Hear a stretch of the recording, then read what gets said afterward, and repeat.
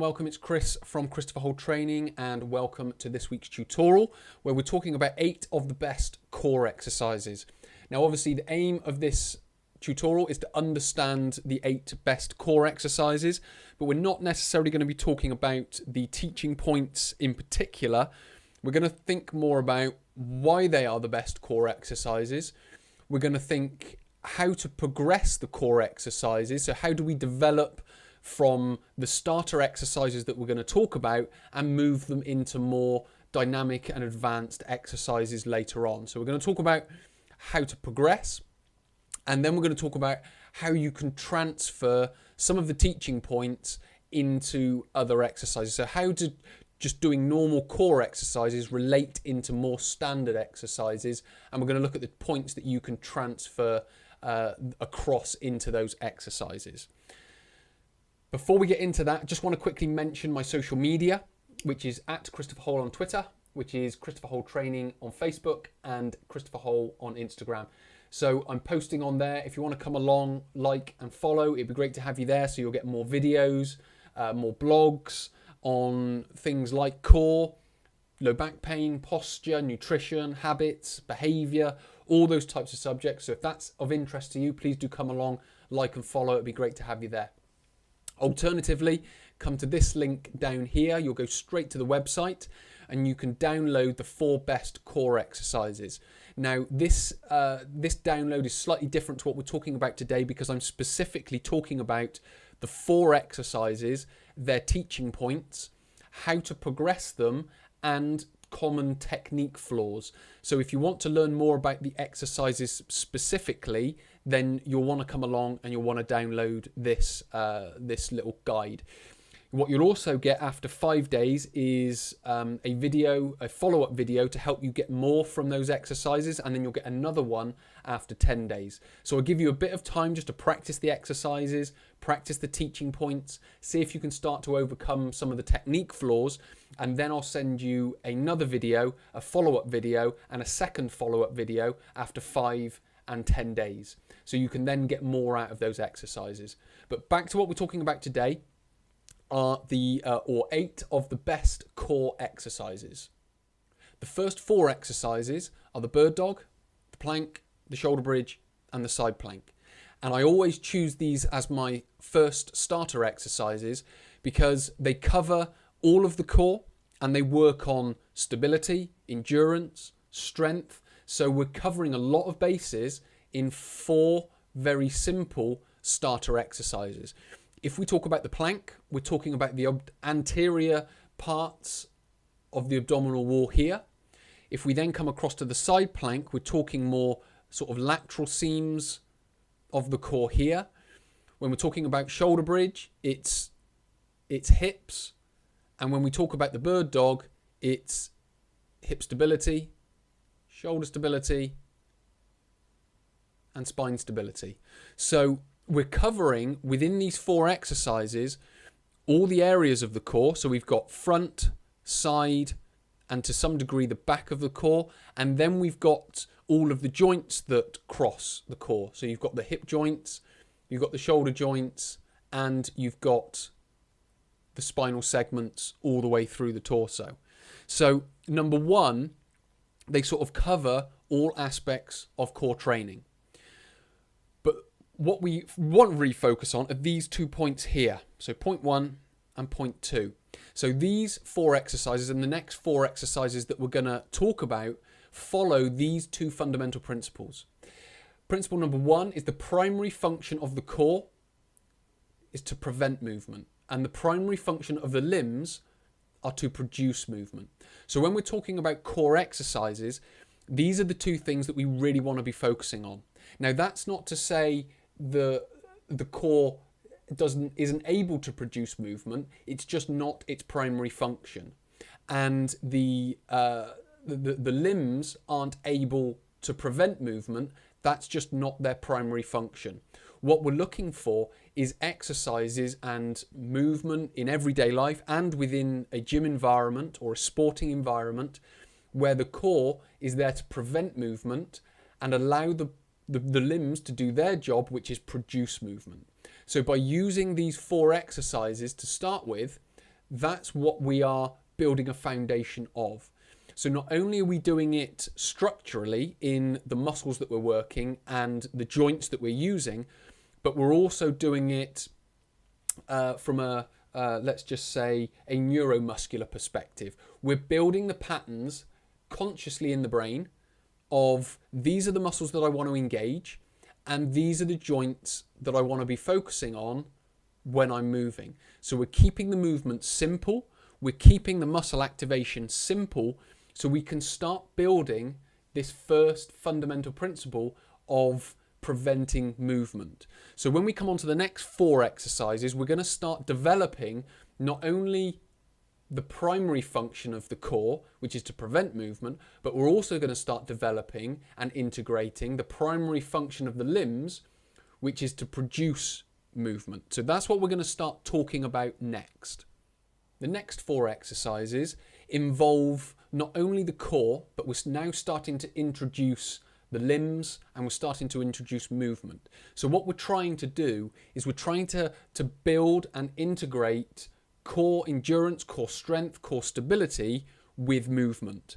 What we find, or what I find a lot in gyms and what I've observed in all the gyms that I've worked in and around the UK, and what I tend to see is people have very strong limbs. So they've got great big strong arms, strong chest, strong back, strong legs. But when it comes to the torso and the core, it's not as strong, and they tend to fail from a posture perspective from the torso, but they've got very strong legs. So what we want to try and do is build a foundation of core strength, endurance and stability, and then integrate movement of the arms and the legs on top of that. And how we're going to do that is we're going to start with kneeling exercises. And what you'll see from these 4 exercises is that they progress on from each other, but you can use them simultaneously and synchronously at the same time as well. So what we will want to do is the first 4 exercises, so exercises 1 to 4 that I talked about before, I would describe them as static core exercises, which I've talked about in a past video, in a past tutorial. These 4 exercises, so exercises 5 to 8, are a lot more now dynamic, and we're starting to make them more dynamic because we're integrating movement within them.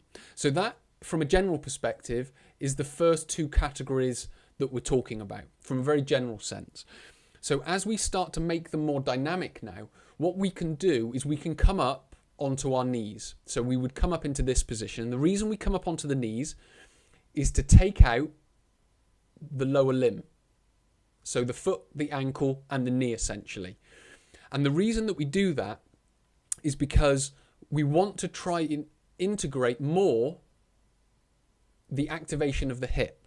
Because when people go from, say, a plank position or a shoulder bridge position and then come straight up onto their feet, what they tend to do is their feet, their ankle and their lower limb will tend to do a lot of the stability.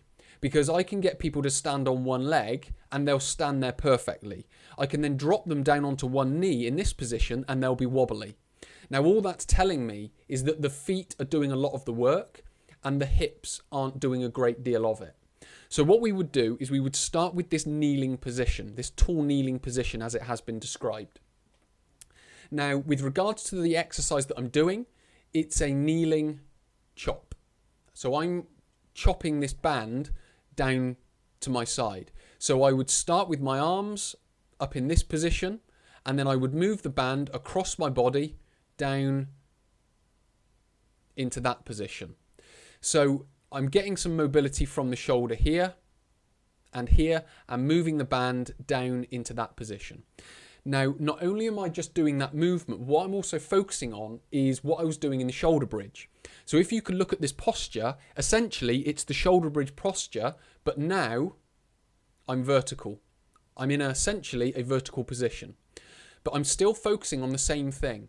I still want glute activation. So I still want to be squeezing my buttocks in this position. I still want to be squeezing my abdominal wall in this position. So I'm still focusing on all those things, but now I'm integrating this movement from the shoulder, bringing the band down into this position across my torso and across to my my hip on the other side. With all of that, being on the knees is creating the ability for me to use all of these muscles. Now, what it might take, because when I get people to do this initially, they can't focus on all the things that they need to be doing. That comes with time. And that's what I recommend you do, is not necessarily just do the movement and do the exercise, but do the movement and the exercise, but with the primary goal of functioning on, or focusing on, can I activate my hips? Can I feel them squeeze? Can I get my tummy tight as well, my abdominal wall? And can I complete the movement effectively? So if we're doing that on our knees, we're taking the lower limb out of the equation and really focusing on this torso and core area. Once we've got to grips with activating the glutes, activating the core, and getting the movement of the hips, we might move on to these half kneeling movements. Now, half kneeling is essentially being on one knee. So it's taking it to the next level, if you will. So what we're doing is we are creating sort of a 90-degree position here. So we got 90 degree, 90 degree, 90 degree, and even 90 degree here. And all that's doing, that's getting us now to focus on one hip. So on this down knee, I would be focusing on squeezing that hip. Now, squeezing one glute is much harder than squeezing both together. So we need to focus on activating the glute on its own, so one side.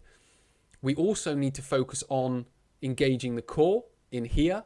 And again, my movement, so again, I'm getting my movement from my shoulder, but I'm starting with my arm down in this position, and I'm then moving the resistance band up into this position. So this would be more of a reverse chop. Now you can use other exercises to reverse chop, or you can use other exercises altogether to be able to gain the same thing, but I'm talking more about the principles of how I want your body to work rather than the individual exercises. They just help me translate those principles into exercise, if you will. So what we're really focusing on is, again, we're taking out the lower limb. So we're trying to prevent those from doing a lot of the work. Now with the half kneeling, yes, I've got to concentrate more on glute activation and essentially abdominal wall activation, but with the half kneeling position, I'm also working on balance. So here I'm stable. Here I'm a lot more unstable. So I've not only got to focus on the activation of the muscles, but I've also got to think about hip stability. And to some degree, you will start getting ankle stability, but it's a lot less than you'll get from the hip. Because again, we're still down on one knee and we're still taking this lower limb out of the equation. So once we've now started to master the half kneeling, where we're now starting to look at stability as well as endurance and strength from the muscles, we would then move up into these standing positions. So this is obviously now a standing chop. Now this again is a reverse chop, because the chop essentially is from a high position to a low position, which is what you would do when you're chopping some wood, for example, which is kind of where we get the name from. With a reverse chop, I'm going from a low to a high position. Now, with regards to this standing reverse chop here, is now that I am active in the hip and I'm active through here, and I understand the movement, which again is from this low position up to this high position. Now that I've got all of this active, I can start bringing back the lower limb. Because I was so active here before and they were doing so much before, I needed to give a high dose of activation and stability to the hips and to the torso. So I've done that with the kneeling and the half kneeling exercise.